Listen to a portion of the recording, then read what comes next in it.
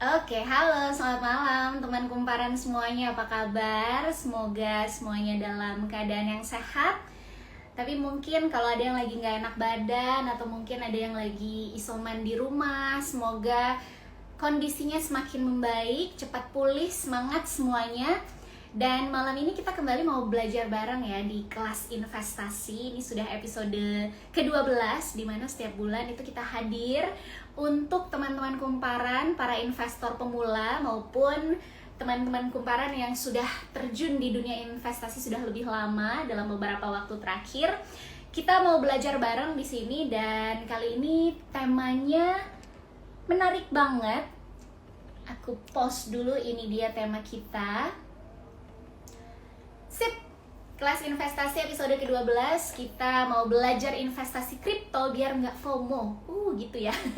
Karena memang sekarang itu cenderung tuh biasanya pada ngikutin tren gitu kan. Jadi banyak yang udah mulai investasi kripto gitu. Saya biar nggak ketinggalan mau coba juga. Tapi sayangnya ada yang cuan, ada yang untung, tapi ada juga yang buntung. Nah, kita mesti tahu nih value atau apa ya, hal-hal mendasar yang perlu kita ketahui sebelum kita memutuskan untuk mulai investasi kripto.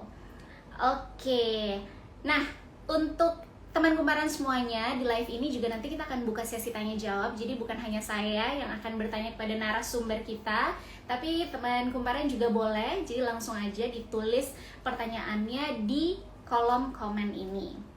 Ini kalau kita ngomong-ngomong soal FOMO ya, alias fear of missing out. Nah, ini udah nggak asing kan di telinga kita ya. Jadi ketakutan atau kekhawatiran ketinggalan sesuatu, baik itu berupa berita, kabar, bahkan tren terbaru seperti yang tadi saya sempat mention ya. Jadi ini terjadi dalam banyak hal dan tidak terkecuali juga terjadi dalam berinvestasi. Karena pada akhirnya banyak yang investasi karena ikut-ikutan FOMO tadi, FOMO itu tadi. Seperti yang kita ketahui juga nih teman kumparan, belakangan itu kan investasi aset kripto sedang digandrungi karena rayuan keuntungan yang besar dalam waktu singkat. Siapa yang nggak mau cuan dalam waktu singkat? Kalau bisa detik ini juga saya mau cuan detik ini juga ya kan. Sayangnya kayak yang tadi aku bilang, alih-alih cuan to the moon, malah banyak investor yang buntung karena aset kripto yang dibeli itu anjlok, turun nilainya.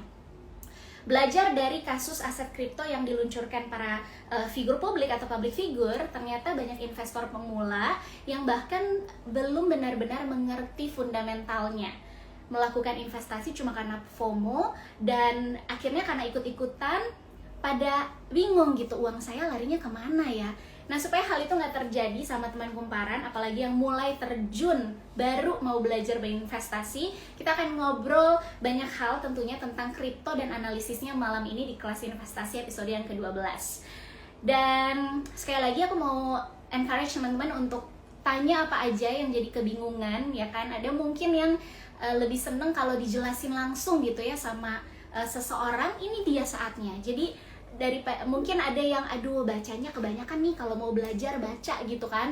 Nah, pengen dijelasin langsung aja ditanyain di kelas investasi kali ini. Karena bukan hanya bisa nanya, yang nanya dan beruntung juga bisa dapet cuan, bisa dapet hadiah, iya betul, hadiah berupa saldo digital senilai Rp500.000 untuk 5 orang penanya beruntung yang nanti akan kita pilih untuk pertanyaannya dijawab langsung oleh narasumber kita. Kalau gitu langsung saja. Oh ya, sudah mulai banyak nih teman-teman yang join. Oke, ya boleh langsung ditanyakan aja dari sekarang juga nggak apa-apa. Nanti akan aku pilih pertanyaannya dan sekarang aku akan mulai narasumber kita yang adalah Ketua Asosiasi Pedagang Kripto sekaligus COO Toko Kripto, yaitu Mas Teguh Kurniawan. Ini dia orangnya. Halo, selamat malam Mas Teguh. Halo, selamat malam Mbak Melisa. Apa kabar? Oke. Baik, aku baik. Terima kasih banyak. Apa kabar Mas Teguh? Baik, baik, baik Mbak Melisa. Semoga Baik, apa namanya? Kita manggilnya apa ya kalau audiensnya kumparan ya? teman kumparan. Teman kumparan. Teman Ya, kumparan. semoga teman kumparan yang lain juga sehat selalu ya. Ya, amin, amin, amin. Oke, sudah mulai banyak yang gabung juga. Mungkin ini Hmm, dari followersnya Toko Kripto juga. Selamat datang teman-teman followers dari Toko Kripto. Kita ada kelas investasi episode yang ke-12. Ini tempatnya para investor pemula maupun mungkin yang sudah lebih lama terjun ke dunia investasi untuk kita ngobrol-ngobrol, kita belajar bareng. Karena kan katanya kalau mau investasi itu tetap harus ada knowledge-nya gitu ya, harus ada pengetahuannya gitu. Jadi biar tidak rugi tapi kita cuan. Oke, Mas Teguh, saya mau mengawali obrolan kita malam ini. Ini kan hmm, hmm, hmm. Rusia melakukan serangan terbuka ke Ukraina dan saya pantau nih di coindesk.com. Ini mungkin kalau kelihatan nggak ya di sini? Oh, tapi jadi mirroring ya dia. Jadi di sini banyak yang merah nih, Mas Teguh. Jadi rata-rata semua kripto ini turun dan ada di zona merah. Ini penjelasannya seperti apa? Seberapa besarnya dan berdampaknya sih, Mas Teguh, serangan dari Rusia terhadap Ukraina ini terhadap aset kripto nih pada merah semuanya? Gimana tuh, Hmm, Mas? hmm. Thank you Mbak Melisa. Sekali lagi selamat malam teman kumparan.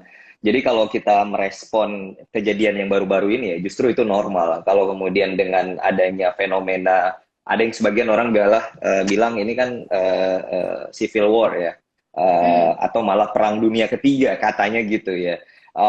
Dan semuanya runtuh gitu. Jadi bukan hanya tentang kripto. Kalau kemudian kita lihat di bursa saham di seluruh dunia, ini ya, anjlok gitu. Jadi kalau misalnya ditanya apakah ini fenomena yang wajar, justru saya mengatakan demikian gitu ya. Tetapi memang kalau kita boleh merefleksikan dan kita lihat gitu ya, ini kalau kami bilang ya di trader itu istilahnya kayak buy the invention gitu. Jadi ini kan lagi invention besar-besaran ya yang dilakukan oleh Rusia ke Ukraina ya. Jadi justru kalau ya mohon maaf juga nih bahasanya jadi kayak memanfaatkan momentum gitu ya, beli momentum inventionnya karena memang biasanya hal-hal ini ya ini akan menyebabkan dump atau penurunan yang besar-besaran gitu. Jadi apa namanya ini hal yang wajar gitu. Dan kalau kemudian kita lihat ya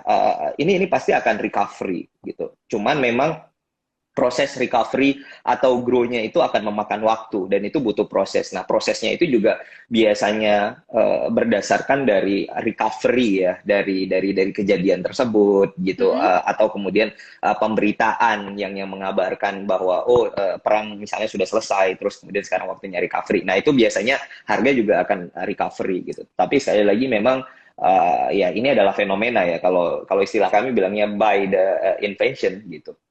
Oke, jadi tadi Mas Teguh bilang wajar itu dalam artian adalah fenomena-fenomena besar yang terjadi secara global atau yang terjadi khususnya di Amerika atau di Eropa itu akan pasti berdampak sama aset penjualan kripto ini ya hari-hari ini, begitu ya Mas?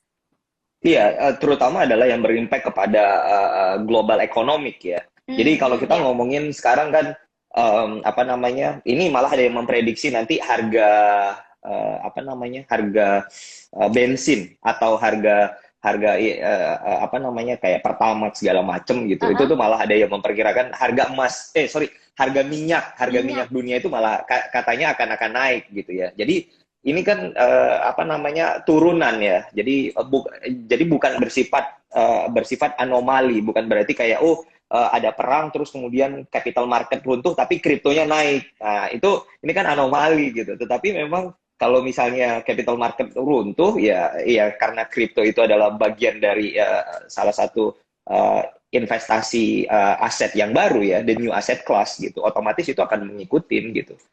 Itu hal yang wajar. Tapi kan sekali lagi ya kita harus optimis melihat bagaimana Hmm. kemudian proses recovery-nya gitu. Nah, yaitu tadi proses recovery-nya itu pasti akan berjalan seiring dengan apa ketegangan menurun, terus kemudian juga pemberitaan juga semakin baik. Ya diharapkan nanti Kumparan juga memberitakan hal-hal yang positif ya. Pastinya nah nanti juga harganya akan recovery secepatnya lah.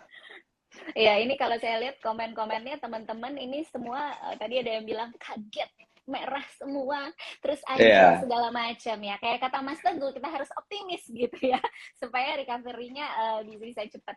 Oke, Mas Teguh, sebelum kita lanjut lebih jauh begitu ya, sebenarnya ini memang pembahasan yang menarik sekali ya, anjloknya aset kripto hari-hari ini. Namun kita mau belajar dasarnya dulu nih, Mas. Mungkin buat teman-teman ada kan yang perlu informasi ini. Jadi boleh dijelaskan, Mas Teguh, aset kripto itu apa yang membedakannya dengan aset investasi yang lain, dan jenis-jenisnya apa saja, kemudian apa yang harus kami perhatikan sebelum kami mulai Tuh, berinvestasi ini. wah ini Pertanyaannya agak panjang ya pertanyaannya, ternyata. iya iya. Terus Tapi masalahnya pertanyaannya itu jawabannya beda-beda. beda-beda ya. Dimulai dari ini dulu deh, aset kripto itu sendiri apa dan bedanya tuh dengan aset yang lain bagaimana?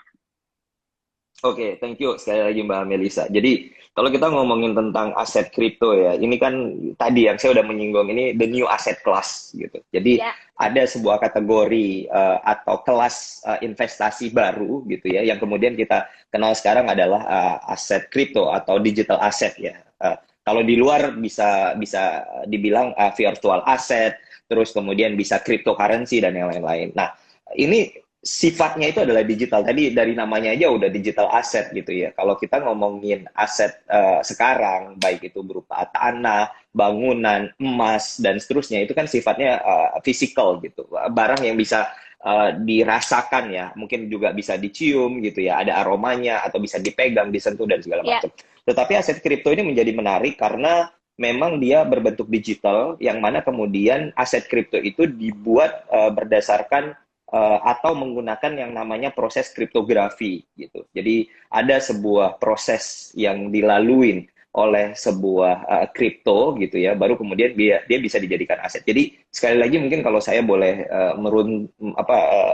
runut ya, supaya biar runut ya, ya, bahwa ya. kripto itu adalah salah satu produk derivatif atau turunan dari fundamentalnya, yaitu adalah teknologi blockchain. Dan kemudian kalau kita ngomongin teknologi blockchain, yang mana kemudian blockchain itu dibuat dengan protokol yang namanya kriptografi untuk bisa mengamankan dana, mengamankan transaksi gitu ya. Transaksi itu adalah transfer data gitu ya. Ya, Dan yang menjadi menarik lagi kalau menurut definisi di aturan Bapepti ya, bahwa sifatnya itu harus terdistribusi gitu. Jadi token itu atau kripto itu tidak boleh sifatnya centralized, tidak boleh dimiliki atau dikuasain oleh satu pihak, tetapi memang sifatnya itu adalah terdistribusi, ya kan? Yang mana kemudian nanti komunitas atau network yang akan melakukan proses validasi gitu. Jadi itu yang menurut definisi dari kripto atau kemudian aset digital. Nah, kalau kita di Indonesia itu nggak boleh menyebutkannya cryptocurrency ya. Kita harus menyebutkannya sebagai aset digital atau kemudian kripto aset gitu, karena dianggap sebagai sebuah komoditas yang mana sekarang aturannya itu ada di bawah Bapepti. Kurang lebih seperti itu, Mbak Melisa. oke. Nah, kripto aset ini kan punya berbagai jenis begitu ya. Mungkin bisa disebutkan beberapa, Mas Teguh, perbedaannya dari masing-masing jenis kripto Hmm. aset ini apa saja? Ya, jadi kalau kemudian kita lihat ya, ini kan juga cukup menarik ya fenomenanya. Karena semua orang kalau ngomongin kripto, dia bilang kripto nggak punya underlying, kripto itu nggak punya kegunaan, kripto spekulasi, dan seterusnya.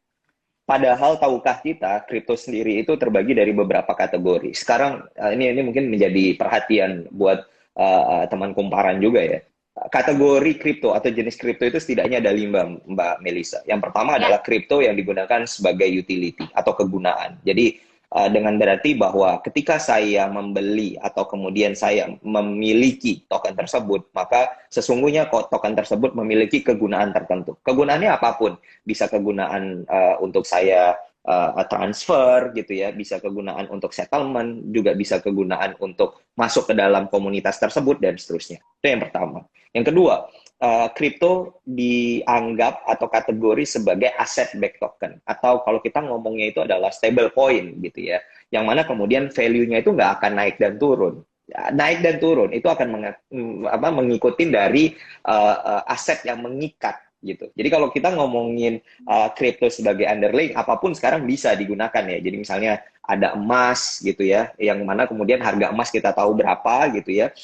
Terus kemudian saya buat nih kriptonya gitu. Jadi harga kripto itu misalnya satu token equivalent dengan 1 gram emas gitu. Maka otomatis satu token itu dia akan mengikuti untuk pergerakan emas setiap harinya gitu ya. Yang ketiga, yang kita juga kenal itu ada yang namanya DeFi. Jadi DeFi itu adalah decentralized finance gitu ya. Tujuannya itu adalah bagaimana kemudian si token tersebut gitu apa namanya bisa masuk ke dalam yang namanya itu adalah ke ekosistem keuangan terbuka bahasanya gitu. Jadi kayak kita secara komunitas gitu ya, ada orang yang punya uang, ada orang yang ingin membutuhkan uang. Nah, kita ada di dalam rangkaian gitu. Jadi DeFi itu sifatnya decentralized gitu finance-nya. Jadi tidak perlu lagi ada yang namanya centralized system gitu. Nah, semuanya sudah by community gitu ya. Terus kemudian yang keempat ada yang namanya security token. Nah, security token ini adalah token yang mana dia membackup atau dia memiliki underlying berupa real businesses gitu. Jadi misalnya ada sebuah usaha atau ada sebuah perusahaan yang kemudian dia udah berjalan lama gitu ya. Terus kemudian ya kurang lebih hampir sama lah ya kalau kita ngomongin IPO ya Mbak Melisa. Jadi more or less mekanismenya hampir sama kayak IPO. Sama yang terakhir yang paling cukup menggegerkan Indonesia dengan selfie ya, yaitu adalah NFT. Kalau kita tahu bahwa NFT itu kepanjangannya kan non-fungible token, yang mana kemudian token ini memiliki uniqueness ya dibandingkan token-token yang lain. Jadi ini yang cukup menarik bahwa masing-masing kategori itu memiliki masing-masing fungsi. Dan kalau kemudian kita ngomongin Bitcoin, itu bukan hanya sebagai aset kripto saja, tetapi dia memiliki kategori tersendiri gitu ya di dalam jenis dari aset kripto tersebut. Jadi ini yang harus menjadi apa namanya tambahan informasi buat kita bersama ya, bahwa yang namanya Bitcoin ya mungkin dia bukan mungkin Bitcoin itu kalau saya boleh menjabarkan dia masuk ke dalam utility token gitu. Jadi dia punya spesifik lah ya kegunaannya. Gitu, Mbak Melisa. Mas Teguh, kalau dari penjelasan Mas Teguh ini berarti apakah artinya masing-masing jenis kripto ini punya acuan atau underlying yang beda-beda begitu ya? Betul, beda-beda. Kalau kita ngomongin utility, itu biasanya based on apa namanya bisnis yang berusaha untuk dia selesaikan. Persoalan atau permasalahan yang kemudian dia bisa konversikan menjadi bisnis yang dia ingin selesaikan. Jadi mungkin gambarannya kayak misalnya nih, ini misalnya ada masalah tentang transportasi. Terus kemudian ada perusahaan yang ingin menyelesaikannya dengan membuat layanan ojek online, misalnya gitu ya. Ada layanan ojek online. Nah, di layanan ojek online ini tadi dia membuat token gitu. Ini saya coba nyari use case yang paling gampang untuk dimengerti ya. Jadi dia di dalam layanan ojek online ini tadi itu dia membuat token. Nah, dia bikin ekosistemnya bahwa yang bisa menggunakan layanan ojek online-nya dia adalah orang yang memiliki token ojek online tersebut gitu. Jadi kalau saya nggak punya token, maka saya nggak bisa pakai layanannya dia. Yang terjadi apa? Yang terjadi adalah demand terhadap tokennya menaik, ya kan? Karena apa? Orang membutuhkan layanan dia. Nah, itulah terjadi tuh apa namanya perputaran bisnisnya gitu, ya. Nah, sekali lagi bahwa yang namanya utility, contoh nih salah satunya utility itu kan supply dan demand gitu. Nah, itu yang kemudian akan menggerakkan harga. Berbeda lagi dengan apa namanya kategori kripto yang lainnya gitu. Mereka juga punya underlying yang berbeda kayak NFT. Kita tahu bahwa underlying-nya itu adalah real sebuah digital aset yang lain gitu. Jadi kayak misalnya ada berupa gambar, walaupun selfie juga itu merupakan digital asset gitu ya. Nah, itu kan juga apa namanya punya underlying-nya dan itu berbeda-beda. Nah, Mas, kalau kita bicara soal apa ya, ketertarikan orang begitu ya, investor pemula terhadap crypto aset ini. Banyak yang tertarik, tapi mungkin ada yang belum paham juga ya. Jadi sekalian kita mau tanyain, gimana sampai crypto aset ini tuh bisa jadi salah satu instrumen investasi, padahal asetnya tidak terlihat gitu. Lebih ke apa tuh Mas sebabnya atau alasannya? Oke, mungkin gini ya, satu hal yang menarik. Saya pernah bertanya gitu langsung ke Bapak P tentang apa sih yang sebenarnya bisa dijadikan sebuah komoditas atau apa yang sebenarnya bisa dijadikan sebagai sesuatu hal yang bisa diperdagangkan atau dipertukarkan.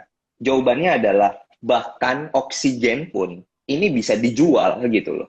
Oksigen ini bisa dijual. Jadi kalau kita ngomongin udara, ya ini juga bisa menjadi komoditas. Nah, kalau seperti itu, kemudian yang perlu kita pahamin adalah bagaimana kemudian sebuah aset itu memiliki nilai, gitu ya kan? Jadi kalau kita berarti kan merujuk pada sesuatu yang bernilai, gitu. Nah, yang namanya bernilai ini kan sesuatu hal yang kemudian disepakati, yang mana kemudian dia memiliki sebuah apa ya, nilai ekonomi baru, ya bahasa gitu, nilai ekonomi baru yang akan mendatangkan manfaat, gitu, ya kan? Nah, makanya tadi saya merefer bahwa kalau kemudian ada orang bilang bahwa oh kan kripto nggak bermanfaat, oke, kita duduk dulu, kita berbicara, kalian ngomong token yang mana dulu, gitu. Kalau kemudian kita ngomongin Ethereum nggak bermanfaat, oh come on, ini Ethereum itu dibangun dengan standar teknologi yang canggih, terus kemudian dianggap nggak punya fungsi, gitu. Nah, ini kan keliru besar, gitu. Jadi sekali lagi bahwa kalau kemudian kita berbicara tentang digital asset, ya kita harus melihat bahwa ada nggak value-nya, ada nggak sih kontribusi terhadap apa namanya manfaat ekonomi, gitu ya. Ada nggak sih ini juga akan mendatangkan sesuatu yang kemudian kita akan pakai, gitu. Nah, ini kan prinsip yang kemudian akhirnya orang berpikir bahwa oh ini walaupun dia tidak kelihatan gitu ya, tetapi dia punya manfaat. Ya mungkin gambaran yang lebih sederhananya lagi adalah token pulsa gitu ya. Walaupun kemudian pada akhirnya token pulsa itu kan diimplementasikan atau di-input di dalam meteran PLN gitu ya bahasanya. Nah, hal-hal ini yang kemudian penting gitu. Jadi apa namanya, jangan hanya melihat bahwa ini nggak ada bentuknya, ini digital saja, maka dari mana value-nya? Tapi kan ada manfaatnya gitu. Dan kita tahu bahwa yang namanya aset gitu ya. Kalaupun kita ngomongin sekarang nih, Mbak Melisa, ada yang namanya tangible asset dan ada yang namanya intangible asset gitu. Nah, itu juga jangan dilupakan. Nah, intangible asset itu apa? Ya dia nggak kelihatan gitu, tetapi dia punya manfaat. Nah, kalau kita ngomongin balik lagi ke kripto ya. Kripto udah jelas-jelas underlying-nya adalah blockchain, yang mana kemudian kita tahu bahwa suatu saat blockchain akan menjadi sesuatu hal yang akan merubah begitu banyak pola kehidupan masyarakat kita gitu ya. Jadi saya berpikir lagi bahwa memang ini hanya tentang paradigma dan persepsi gitu, untuk kita bisa mendudukkan secara proporsional gitu ya, bahwa yang namanya kripto dia memiliki nilai karena memang manfaatnya. Kalau kemudian ada yang bilang oh kripto ini nggak ada manfaatnya, ya berarti salah pilih kripto gitu ya. Nah ini menarik nih, ini bagus nih, ini waktunya. Kan ada yang bilang tidak ada manfaatnya lagi nonton kan. Nah, bisa dijelaskan konkretnya Mas Teguh, manfaatnya itu apa? Tadi kan Mas Teguh mencontohkan misalnya Ethereum ya, gitu ya. Mungkin bisa juga dicontohkan beberapa lainnya yang memang memberikan pemahaman gitu sama kita manfaat dari crypto aset ini. Ya, saya pikir banyak ya. Sekarang udah mulai kok. Bukan mulai, bahkan memang sudah berkembang. Dan saya pikir itu adalah seleksi. Dan bahkan itu adalah seleksi alam. Nih catatan saya. Itu adalah seleksi alam. Kenapa? Pada akhirnya orang akan tahu. Contoh nih, kalau kita ngomongin tentang beberapa kripto yang punya manfaat ya. Sebut saja sekarang kayak Mana gitu ya. Terus kemudian ada Sen gitu. Dua token ini saja, ini merupakan token yang kemudian akan mendevelop yang namanya metaverse ecosystem gitu. Ada manfaatnya. Manfaatnya adalah ketika saya ada di metaverse-nya mereka, maka saya bisa menggunakan token tersebut. Itu kan sebuah manfaat. Terus kemudian kalau kita ngelihat lagi apa namanya beberapa token yang lain ya, kayak tadi saya ngomongin Ethereum, ada Cardano di situ, terus kemudian ada beberapa token yang lainnya gitu ya, punya manfaat. Ya ini harus harus dilihat dulu, harus dibaca dulu gimana sih perencanaan dari developer tersebut gitu ya kan, apakah kemudian dia buat token hanya untuk main-main, ataukah dia buat token hanya untuk ya sekedar iseng, dan kemudian ini apa namanya bisa bisa mendatangkan keuntungan buat dia gitu ya. Ini kan sesuatu hal yang harus didudukan dulu perkaranya ya kan. Jadi kalau saya melihatnya bahwa kita ya sebagai investor itu harus bijak sebenarnya untuk memilih. Jadi kalau misalnya ditanya saya yang mana nih yang kira-kira punya manfaat, itu ada banyak sebenarnya. Tapi unfortunately saya nggak bisa bilang satu-satu gitu ya, nggak cukup waktu masalahnya. Tetapi harus dibaca. Ada yang namanya white paper, harus dilihat manfaatnya seperti apa. Apakah token tersebut benar-benar ingin menyelesaikan masalah yang ada, atau kemudian malah dia buat token malah menimbulkan masalah. Nah ini kan juga menjadi hal yang menarik gitu ya. Iya, jadi setiap kali kelas investasi pasti deh narasumber kita akan ingetin untuk teman kumparan dan juga kalau saat ini followersnya toko kripto ya, bahwa dalam memilih aset investasi kita harus bijak, harus mau belajar dan harus benar-benar cari tahu mana yang pas ya, mana yang tepat untuk kita gitu. Betul ya, Mas Teguh ya? Oke, Mas Teguh minum Benar, dulu, benar, saya benar. minum dulu deh boleh? Silakan, silakan. Oke, Mas, pertanyaan selanjutnya nih. Pergerakan aset kripto seperti apa? Maksudnya apa yang menjadi pemicu nilai aset kripto itu naik atau malah turun? Oke. Ya, kita juga melihat ya di pasar. Yang namanya pasar itu kan terbentuk karena adanya supply dan demand. Itu juga terjadi di kripto. Ya, Ketika ada permintaan, ada penawaran, maka akan ada yang namanya titik equilibrium. Nah, titik equilibrium itulah yang akan membentuk satuan harga baru gitu ya. Jadi kalau kita ngomongin di capital market itu juga sama, kita ngomongin di pasar, bahkan jualan tempe aja sama gitu ya. Kemarin tempe sempat langka ya kan, ya.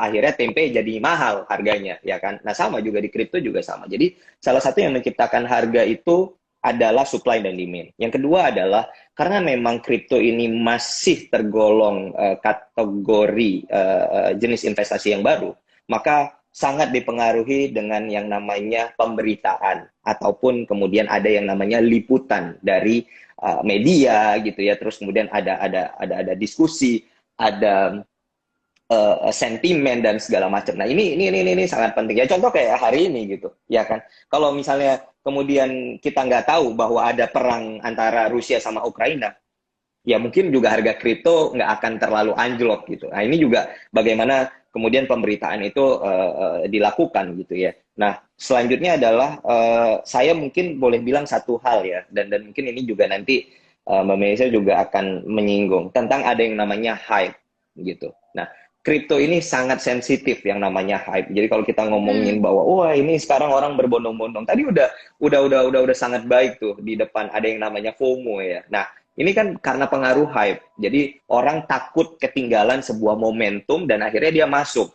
Sayangnya ketika dia masuk itu momentumnya itu di puncak, dan yang namanya momentum itu nggak akan selamanya ada di puncak, itu pasti akan turun gitu ya kan. Ya. Nah itu juga yang itu juga yang menciptakan yang namanya volatilitas, jadi hype tersebut gitu ya. Jadi ya saya pikir juga itu dipengaruhi oleh apa namanya faktor psikologi ya. Jadi faktor Hmm. psikologi itu juga menjadi hal-hal yang krusial, dan selain itu juga mungkin di secara teknis ada yang namanya supply. Jadi ya tadi ya saya bilang ada supply dan demand. Nah kalau misalnya supply-nya terbatas tapi kegunaannya bagus, otomatis kan orang akan berusaha untuk bisa mendapatkan supply itu. Ketika supply-nya terbatas tetapi demand-nya tinggi, maka harganya juga akan naik. Nah itu beberapa hal lah yang kemudian Ya, ya. bisa mengakibatkan harga kripto itu bisa naik dan turun pastinya. Oke, bisa sedinamis itu ya. Oke, Mas Teguh, di sini sudah banyak sekali pertanyaan yang masuk ya dari teman kumparan semuanya. Dan tadi saya sudah janji bahwa ada penanya-penanya yang beruntung, yang pertanyaannya bisa langsung ditanyakan dan akan dapat hadiah saldo digital total Rp500.000 untuk 5 orang penanya. Jadi langsung aja, ini ada pertanyaan yang pertama, @ibnu Buhori tadi tanya, saya baru niat nih mau masuk ke investasi kripto. Saya pengen tanya, di antara banyak pilihan koin kripto, gimana caranya memilih jenis kripto yang paling pas untuk investasi saya? Mungkin bisa dikasih tips and triknya beberapa poin aja secara ringkas, silakan Mas Teguh. Oke. Kalau saya selalu bilang kembalikan dulu ke diri ya. Dalam arti kata, kalau kemudian tadi kita tahu bahwa kripto itu ada kategorinya. Utility token atau token kategori yang pertama yang saya bilang itu termasuk volatilitasnya tinggi gitu, ya kan, sentimennya tinggi. Kalau jantungnya nggak kuat ya, bahasanya kalau misalnya wah cepet naik cepet turun, jantungnya nggak kuat kan, ya udah pilih tuh kategori investasi kedua di kripto, yaitu namanya stable coin. Kalau kita ya sebenarnya bisa naik dan turun juga gitu. Harga emas juga naik dan turun, tetapi setidaknya volatilitasnya itu jelas didasarkan atas apa gitu ya. Itu pertama. Tentukan dulu risk profile atau profile resiko dari orang gitu. Karena profile resiko saya, profile resikonya Mbak Melisa pasti berbeda, ya kan? Saya sekarang lagi menanggung potential loss sebesar 80% gitu ya. Portfolio saya lagi turun hampir 80%. Ya, tapi itu bagian dari konsekuensi yang harus saya terima. Berarti profil risiko saya tinggi gitu ya. Itu pertama. Yang kedua, kembali lagi pada apa yang diinvest. Tapi menurut saya adalah apa yang akan diinvest gitu ya. Nah, apa itu dalam pengertian adalah uangnya, fund-nya. Jangan sampai kemudian uang untuk operasional atau bahkan misalnya uang untuk darurat, dana darurat. Exactly. Nah, itu kan juga menjadi hal-hal yang sangat krusial gitu ya. Terus yang ketiga, mungkin saya tiga dulu aja ya. Yang ketiga adalah, karena ini yang paling penting. Gitu. Jangan pernah ikut-ikutan orang untuk berinvestasi. Itu kuncinya. Kenapa? Ya itu tadi, di depan bilang bahwa ada yang namanya FOMO. Itu yang bahaya gitu ya. Investasi itu didasarkan atas keinginan kita. Bahasa saya dan bahasa orang tua kita mungkin bahasanya adalah jangan beli kucing dalam karung gitu ya. Kita harus benar-benar tahu ini yang ketika kita invest ini punya latar belakang apa gitu. Nah, kalau di kripto itu kita bisa lihat berdasarkan dari fundamentalnya. Ada yang namanya white paper. Di white paper kita akan tahu siapa developernya, siapa yang menjadi partnernya dia, bagaimana kemudian dia membawa bisnis kriptonya itu untuk roadmap di masa yang akan datang gitu ya, dan bagaimana pula gitu ya, dan bagaimana pula untuk dia menentukan gitu bahwa ini adalah bagian dari salah satu jenis investasi, karena kita tahu bahwa aset kripto ada begitu banyak, jadi lakukan diversifikasi. Mungkin itu beberapa hal sih dari saya yang berhubungan dengan pembelian kripto ya. Yes. Tapi by the way, tadi Mas Teguh bilang ya, ini selevel Mas Teguh aja bisa potensi lo sampai 80% ya aset investasinya gitu. Tapi tetap kuat. Tapi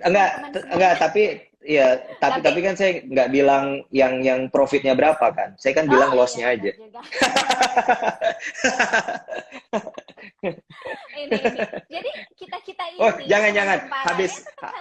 Habis ini saya dimention sama orang pajak. Jangan ya. Jangan. Yang dikasih tahu potensi loss-nya aja ya. Anyway. Oke, selanjutnya ini masih pertanyaan dari teman kumparan yang menyaksikan @Abdul Menanti. Maaf kalau aku salah baca ya, Mas Abdul. Pertanyaannya tadi kan Mas Teguh bilang aset kripto nggak boleh dimiliki secara centralized. Pertanyaannya, apakah ada batas maksimum pembelian atau penjualan aset kripto, Mas? Nggak ada. Jadi kalau mungkin gini ya, saya bisa bilang bahwa kripto itu saking nggak adanya sebuah centralized system, maka tidak ada yang namanya itu aturan yang baku. Ya, jadi karena memang sifatnya sejauh ini ya, dan ini kita ngomongnya global ya, bukan di Indonesia ya. Dan kita ngomongnya kripto, bukan perdagangannya. Nah, yang terjadi adalah ada yang namanya best practice atau standar practice gitu. Jadi kalau misalnya ditanya yang terjadi gimana? Nah, yang terjadi adalah kita bisa mereference atau merefleksikan dari token atau koin yang kemudian mereka sukses melakukan proses tersebut gitu ya. Dalam arti kata kayak misalnya, oh ternyata dia itu persentasenya sekian persen itu untuk alokasi ini, sekian persen untuk alokasi ini. Kan ada tuh. Jadi kalau misalnya dia raise fund, itu dia bisa mendapatkan berapa gitu. Nah, di sisi yang lain juga sama. Kayak misalnya dia mau menerbitkan berapa banyak tokennya gitu ya. Ada Ya, yang kemudian menerbitkan 500 juta token, ya. Ada yang menerbitkan 1 miliar token. Ada yang menerbitkan 1 triliun token gitu. Itu suka-suka mereka lah. Aduh, saya jadi pusing kadang-kadang itu mencetak 1 triliun atau seterusnya itu ya apa gitu kalau misalnya memang utility-nya clear nggak ada masalah sama sekali gitu ya. oke. Tetapi kan tetapi ya itu tadi ya itu nggak ada aturan bakunya. Nah kalau misalnya ditanya saya karena memang saya juga punya pengalaman sebelumnya untuk beberapa token gitu ya dan advice juga beberapa token gitu. Kembali lagi bahwa ini adalah produk komunitas. Itu catatannya. Ini produk komunitas. Dan kemudian yang namanya apa namanya tim pengembang itu adalah orang yang kemudian akan memikirkan arah kemana produknya. Ya, Bukan kemudian mereka berpikir untuk menjual tokennya. Ini kan dua hal yang berbeda, ya. Yang namanya pengembang atau developer, mereka itu fokus pada produknya. Apa masalah yang mereka selesaikan? Bukan fokus pada penjualan tokennya, bukan fokus pada penjualan kriptonya. Kenapa? Karena kalau kemudian developer itu benar-benar ingin menyelesaikan persoalan dengan menggunakan teknologi blockchain, maka komunitas itu akan mengikuti gitu ya kan. hmm, Kalau kita contohkan adalah kayak tadi Ethereum, Cardano gitu. Terus kemudian ada BNB lah dan ada banyak lagi. Saya nggak bisa sebutkan satu persatu ya, ada Matic, Polygon, terus kemudian ada yang lain-lain ya kan. Nah, ini yang tadi saya maksud gitu. Jadi apa namanya tidak ada ya, hal yang baku, tetapi ada yang namanya standar practice gitu ya, atau best practice. Nah itu bisa dibaca, bisa dilihat dari literatur yang ada. Pasti mereka akan membaginya sih, biasanya gitu sih, Mbak Melisa. oke. Nah, Mas Teguh selanjutnya nih, kalau kita belajar dari kasus apa namanya yang punyanya Anang Hermansyah gitu ya, terus dari Wirda Mansur. Nah, dua-duanya ini kan kemarin sempat disebutkan tidak terdaftar di Bapepti gitu ya. Apa yang dimaksud dengan kripto aset yang bisa diperdagangkan di luar negeri dengan aset kripto yang bisa diperdagangkan di dalam negeri, Mas Teguh?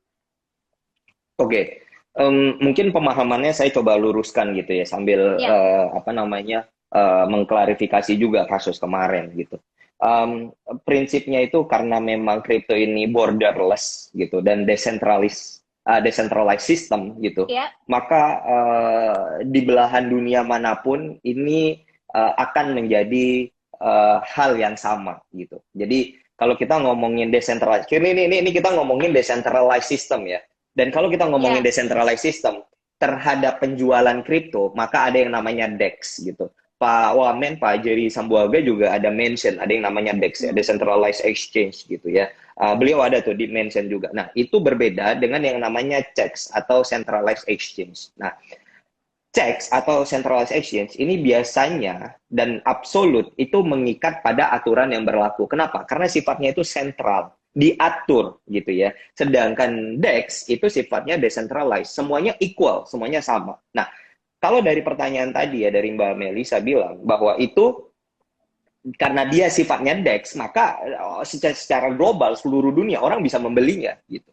Dan itu tidak ada batasan gitu, tidak ada skat-skat ya, tidak ada bordernya gitu ya kan. Nah, namun kalau kita ngomongin tentang centralized exchange atau sistem perdagangan yang diatur oleh aturan di bawah Kementerian Perdagangan dalam hal ini Bapepti ya, seperti kami di toko kripto yang namanya crypto exchange, maka kita berbicara tentang adanya beberapa aturan yang harus ditaati dan harus dipenuhi sebelum kemudian hal itu benar-benar terjadi gitu ya. Makanya kemudian Ya, akhirnya diklarifikasi sedang melakukan pendaftaran dan seterusnya dan seterusnya. Jadi ya itu merupakan hal yang wajar dan lumrah gitu. Ya kemarin itu mungkin menurut saya agak mhm. sedikit ini aja ya, apa namanya besar saja gitu. Padahal sebenarnya yang namanya DEX dan CEX itu adalah dua hal yang berbeda gitu, Mbak, Oke, mekanismenya.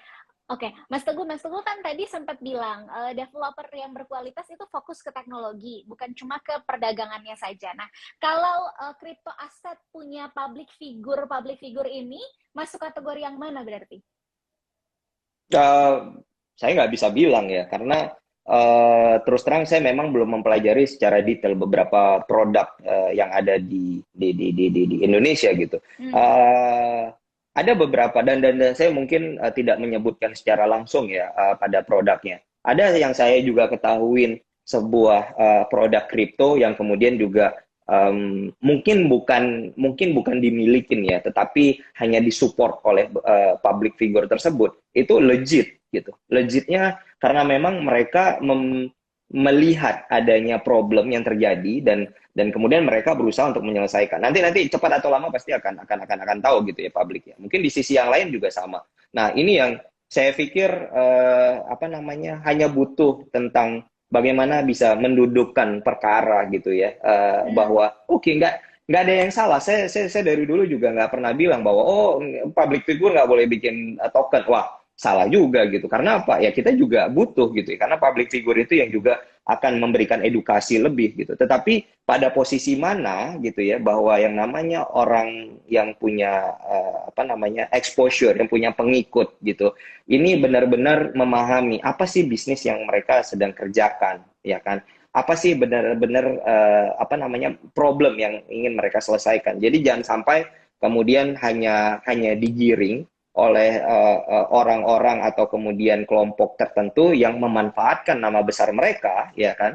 Yang mana kemudian pada akhirnya mereka pun nggak tahu arahnya kemana, gitu. Ini seandainya, gitu. Mungkin saya keliru, tetapi apa namanya kayak Elon Musk gitu ya, dengan Shiba atau sebelumnya dengan Dogecoin-nya dia, gitu ya. Nah ini kan juga sesuatu hal yang agak risky juga, gitu. Jadi saya pikir nggak ada yang salah dengan itu. Hanya saja memang sekali lagi bahwa apa namanya mereka mengerti lah gitu. Ini bukan bisnis yang begitu token dibuat terus kemudian menghasilkan income terus mereka apa namanya mencari opportunity yang lain, nggak bisa. Ini kalau saya boleh bilang ini adalah bisnis seumur hidup gitu. Membuat token itu adalah bisnis seumur hidup dan ini memiliki tanggung jawab bahkan lebih sulit daripada yang namanya centralized system gitu. Kalau centralized system kita ngomongin perusahaan yang punya PT, ada bisnis gitu ya, maka nanti akan diganti gampang ya kan. Tapi kalau ini kita ngomonginnya adalah tanggung jawab terhadap komunitas. Ini juga menjadi hal yang menjadi penting ya untuk diperhatikan. Oke. Wah, luar biasa. Terima kasih Mas Teguh sejauh ini sudah bisa menjawab dengan apa ya, ringkas namun cukup lengkap. Saya mau move lagi ke pertanyaan teman kumparan ini yang selanjutnya dari Taufik Afandi. Pertanyaannya, selamat malam Mas Teguh. Katanya kalau saham kan ada seasonnya nih Mas. Kapan trennya beli atau jual? Nah kalau kripto aset ini ada referensinya nggak? Kalau dia sih tanyanya baiknya di bulan apa gitu, atau mungkin sebenarnya pertanyaannya ada tips dan trik nggak kapan beli kapan jual? Oke. Sekali lagi saya disclaimer ya Mbak Melisa, saya tidak mengajak ya, saya tidak memberikan preference apa namanya, tidak memberikan preference bahwa oh ini waktunya beli, ini itu nggak sama sekali. Tapi mungkin satu hal saya mau menjawab karena saya cukup yakin dengan konsep ini gitu ya. Dan ini saya jawab hanya untuk Bitcoin, tidak untuk aset kripto manapun, hanya Bitcoin. Okay. Bitcoin itu punya yang namanya halving day gitu ya. Yang mana kemudian halving day itu memotong setengah dari insentif yang diberikan kepada miner. Jadi kalau kita ngomongin, saya ngomongin teknis lagi jadinya. Kalau kita ngomongin sistem decentralized, maka tidak ada pihak yang di tengah. Sehingga akan ada satu pihak yang menjadi validator gitu ya. Nah, miner itu kan validatornya. Setiap kali transaksi yang terjadi, maka validator itu akan nge-stamp bahwa ini adalah transaksi yang sah. Nah, validator ini setiap 4 tahunnya, dia dipangkas tuh insentifnya. Yang biasanya satu BTC misalnya nih ya kan, terus kemudian dipangkas lagi menjadi setengah BTC, dipangkas lagi 4 tahun, jadi setiap 4 tahun itu dipangkas terus setengahnya gitu, dan itu pasti. Nah, apa yang saya mau bilang ya, sekali lagi saya disclaimer, saya nggak akan menyuruh, tapi ini harus dijawab ya kan. Lakukan Sorry, bukan lakukan. Kalau lakukan nanti saya persuasif banget. Iya, iya. Yang namanya halving day itu biasanya pasti harganya akan volatile. Tetapi Bitcoin di masa 12 sampai 18 bulan setelah halving day itu nilainya akan naik. Itu biasanya sessionnya gitu. Jadi halving day itu terakhir di 2020. Halving day itu di 2020 bulan Mei ya. 2020 bulan Mei Satu itu setengah halving day tahun gitu. lalu ya. 1,5 tahun yang lalu. Dan terbukti apa? Di 2021 gitu ya. Kalau kemarin itu terlalu cepat sebenarnya. Sehingga apa? Sehingga turun kriptonya pun cepat banget sekarang gitu. Jadi kalau menurut time frame bahwa yang namanya Bitcoin itu harga tahun misalnya ini tahun 2022, harga terendah 2022 atau kemudian harga di 2022 itu akan lebih tinggi daripada di harga 2021 dan seterusnya. Jadi setiap tahun harga Bitcoin itu naik. Khusus Bitcoin loh ya. Saya nggak ngomong yang lain. Khusus Bitcoin. Nah, sessionnya adalah di situ tadi yang saya bilang time frame-nya itu adalah 12 sampai dengan 18 bulan setelah halving day itu harga Bitcoin naik. Normatifnya seperti itu. Dan itu saya berbicara berdasarkan histori ya, bukan berdasarkan asumsi, bukan berdasarkan riset, tetapi itu adalah berdasarkan histori sih. Mungkin itu saya jawab. Tapi again disclaimer ya, ini bukan persuasif ya, bukan menyuruh ya. Oke, selanjutnya kalau mungkin masih penasaran, Mas Taufiknya bisa cari tahu lebih lanjut lagi ya. Tapi itu tadi dari sharingnya Mas Teguh. Oke, kita lanjut lagi Mas. Ini pertanyaan berikutnya dari @tasyaana_s. Dia bertanya, kita kan beli kripto aset di satu platform. Kalau misalnya platform itu katakanlah amit-amit bangkrut gitu, gimana nasib aset kripto kita? Oke, kita ngomonginnya apa dulu nih? Kita ngomonginnya CEX atau kita ngomonginnya DEX? Ini soalnya tadi saya udah buka dengan token yang bisa global gitu ya. Nah, mungkin saya coba menjelaskan lebih singkat lagi ya untuk dua hal itu. Kalau kita ngomongin DEX atau Decentralized Exchange, maka kontrol terhadap wallet itu ada di kita gitu. Jadi kalau misalnya memang tidak ada major suspicious major activity ya, bisa dikatakan bahwa dana kita aman. Karena apa? Dana kita itu menggunakan wallet kita. Jadi istilahnya kayak kalau saya mau masuk ke DEX, saya harus colok dulu tuh wallet saya. Baru kemudian dia bisa connect, dia bisa tahu wallet saya isinya apa. Tapi begitu saya nggak pakai, saya akan tarik lagi tuh. Itu DEX gitu ya. Tapi kalau CEX, itu dana saya yang saya taruh di sana, ya kan? Dana saya yang taruh di sana. Nah, kalau ditanya aman nggak aman, ya tergantung yang menjalankan usahanya gitu ya. Nah, oleh sebab itu, nah ini saya jadi kayak ini Bapak Guru ya. Oleh sebab itu, pilih platform yang memang terregulasi oleh Bapepti. Kita ngomongin di Indonesia ya.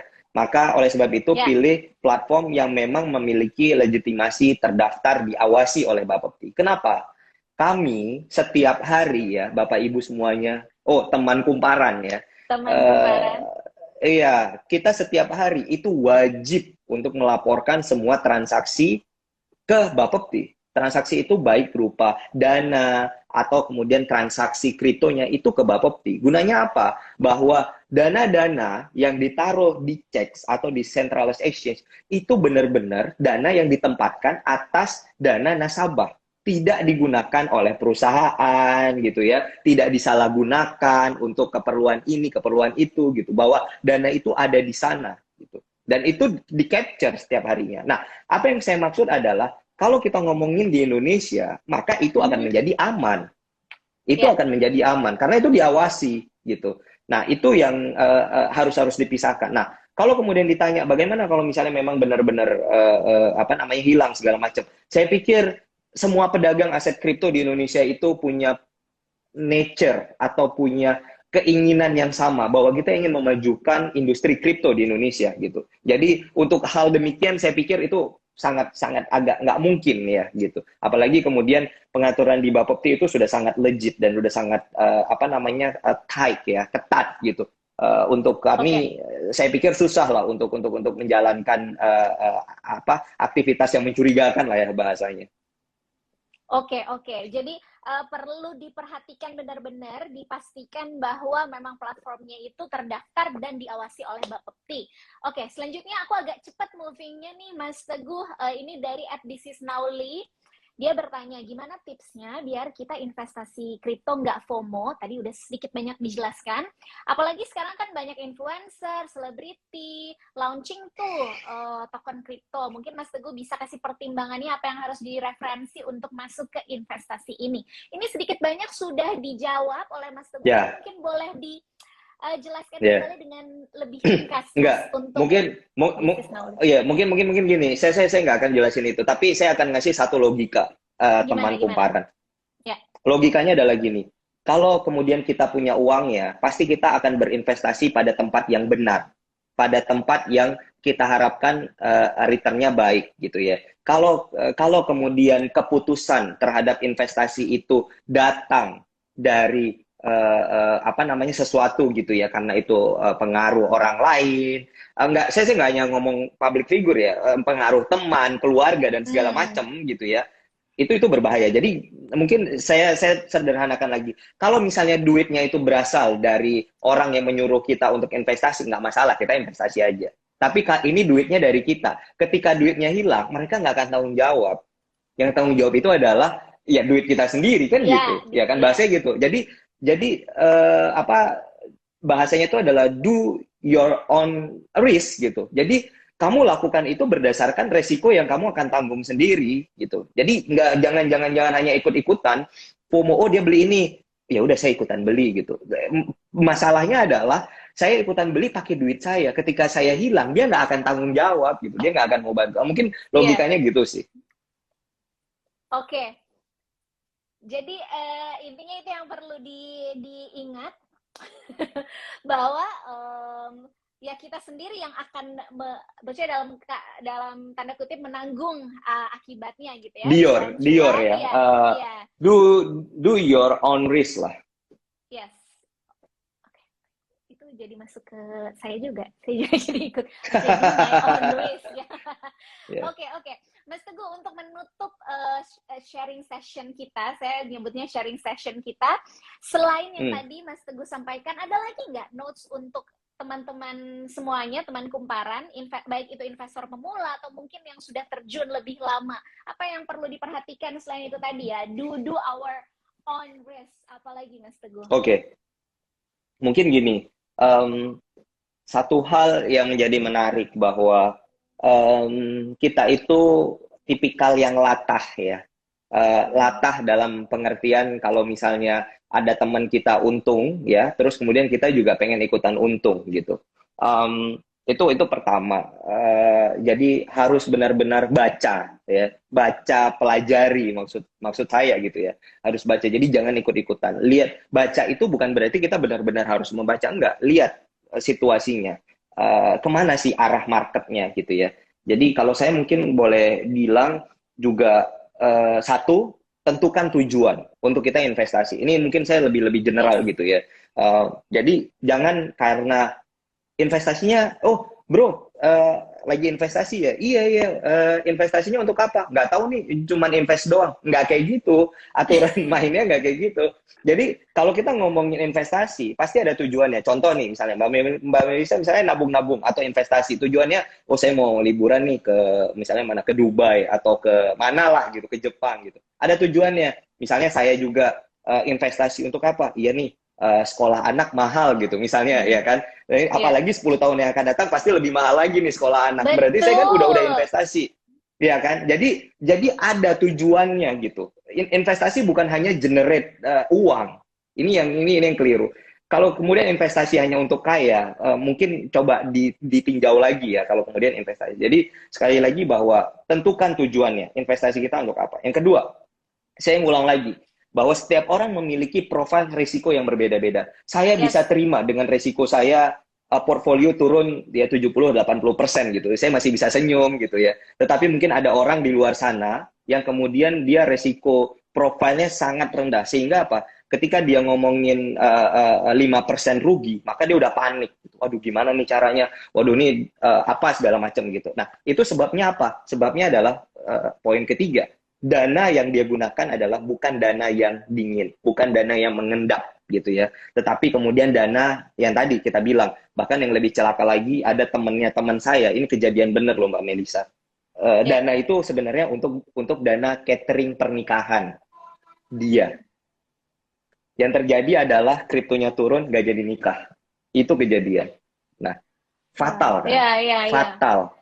Ya kan, coba dek gitu ya. Nah itu yang saya maksud bahwa ketika portfolio dia turun, tapi uangnya itu masih terjaga, uang operasional, uang beli pampers anak masih aman gitu ya. Ya udah, masih Ya, ya. masih oke gitu ya. Ya kan, ya nggak usah khawatir gitu. Nah, terus kemudian berhubungan dengan dana, berhubungan dengan coba dalam pecahan yang kecil dulu gitu, ya kan.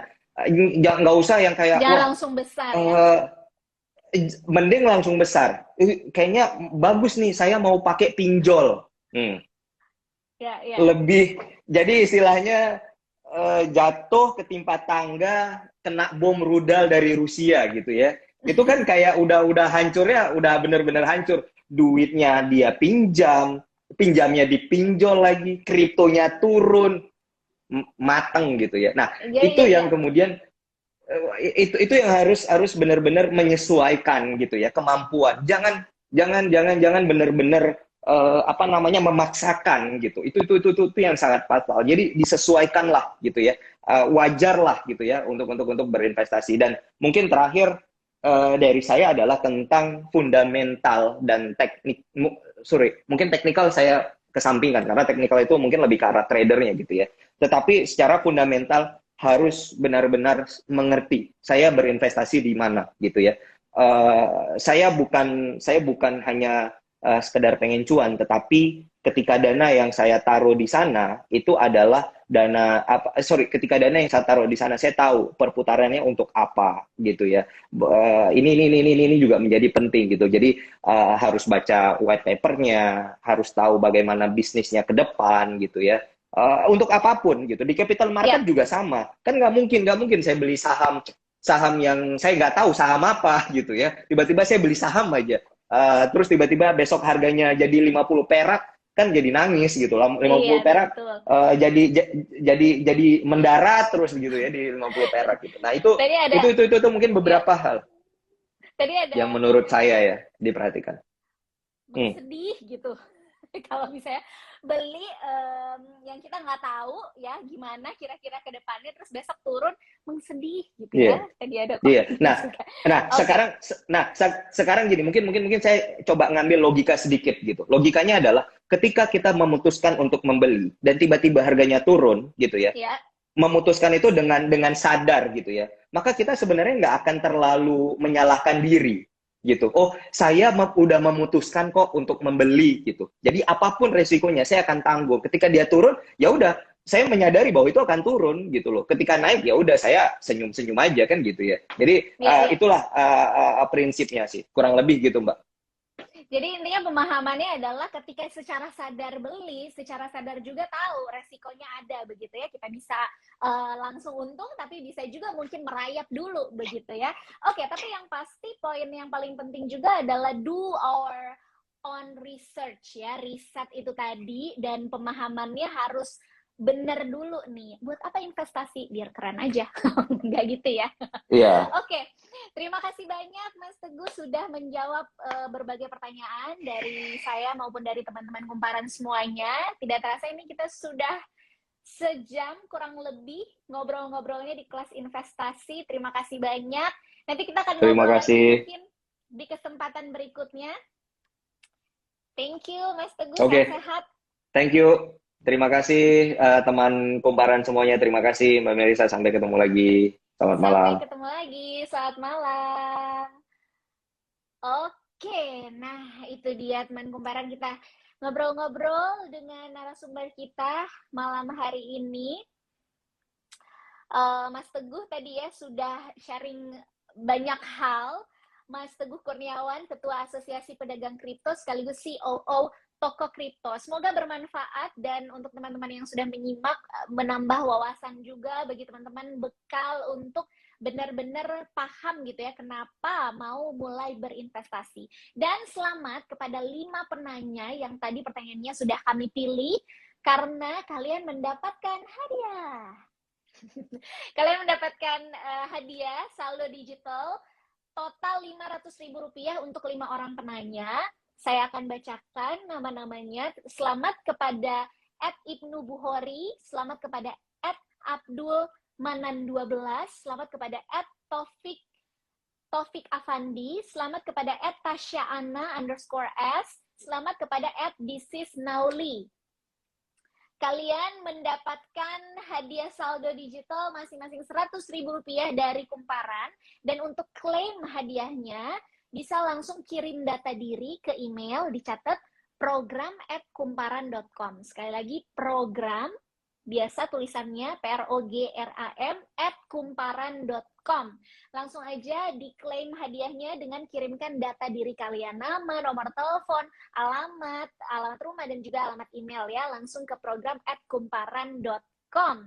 Sekali lagi aku bacain deh 5 orang ini: @Ibnu Buhori, @Abdul Manan 12, @Taufik Afandi, @Tasyaana_S, dan @This_Nauli. Terima kasih banyak sudah bertanya, dan untuk teman-teman lainnya yang mungkin pertanyaannya belum sempat kami jawab, jangan berkecil hati ya, kalian bisa pantengin terus @kumparan.com, dan juga yang ingin belajar soal investasi, tertarik soal ekonomi, bisnis, kalian langsung pantengin aja Kumparan Bisnis di www.kumparan.com. Saya Melisa Lolindo pamit undur diri dulu. Terima kasih sudah menyaksikan kelas investasi episode 12. Bulan depan kami akan hadir kembali di kelas investasi yang tentunya kita akan bahas hal menarik soal belajar investasi. Sampai ketemu lagi, sehat selalu semuanya. Melisa Lolindo pamit, sampai jumpa. Dah.